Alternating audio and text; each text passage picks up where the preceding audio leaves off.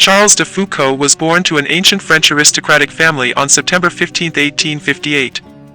An orphan, at age of 6, Charles was raised by his grandparents, who supplied him with a noble education that led him into the French African cavalry. Rejecting his Catholic faith at the age of 15, he lived a life of dissipation. Eventually leaving the military, he became an explorer of Algeria and Morocco, and won high praise from the French Society of Geography for his geographic explorations in northern Africa. Returning to France, his acquaintance with many faithful Catholic friends caused him to return to the Catholic faith, eventually becoming a Trappist monk in January 1890. While living in Syria, Charles received permission to become a hermit in Algeria, where he lived among the Touareg people and compiled the first Tuareg French dictionary. Ordained a priest in 1901, he received papal permission to offer Mass without an altar server, since he lived as a hermit. He was martyred in December 1, 1916 at his hermitage, during the First World War. He was canonized by Pope Francis May 15, 2022. Father, I abandon myself into your hands, do with me what you will. Whatever you may do, I thank you, I am ready for all, I accept all. Let only your will be done in me and in all your creatures. I wish no more than this, O Lord. Into your hands, I commend my soul. I offer it to you with all the love of my heart. For I love you, Lord, and so need to give myself. To surrender myself into your hands without reserve and with boundless confidence. For you are my Father. St. Charles did not write this prayer as it appears now. It was taken from a larger meditation, written in 1896, in which he sought to join with the prayer of Jesus on the cross. The moment I realized that God existed, I knew that I could not do otherwise than to live for Him alone. Faith strips the mask from the world and reveals God in everything. It makes nothing impossible and renders meaningless such words as anxiety, danger, and fear, so that the believer goes through life calmly and peacefully, with profound joy, like a child, hand in hand with his mother. August 14, 1901. In this sad world, we have a real happiness which neither the saints nor the angels have, that of suffering with our well-beloved, for our well-beloved.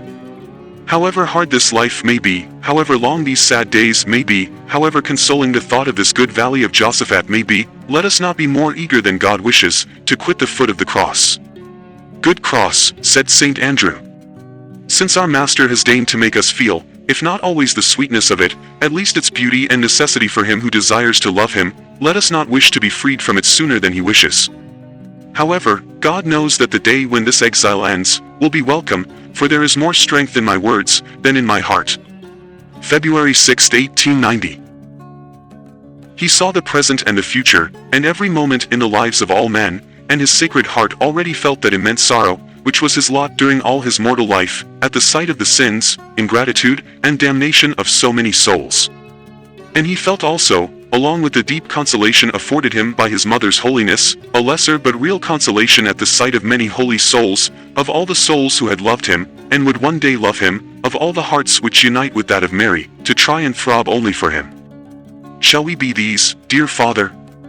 Shall we be a consolation, or a sorrow, to our blessed Savior?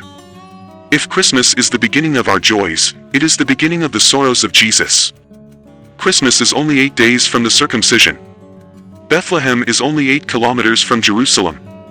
December 21, 1896. 30 years ago today, I made my first communion, and received my God, for the first time. This is the first time that I celebrate Holy Mass, on that day. What graces I have received in these 30 years!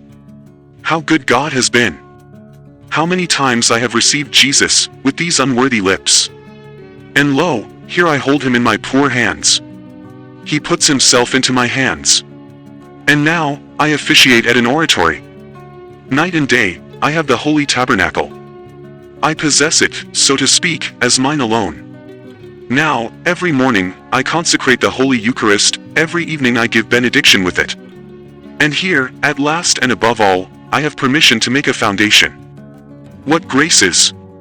May 1903. Since I was 20, I have always relished the sweetness of solitude, whenever I got it.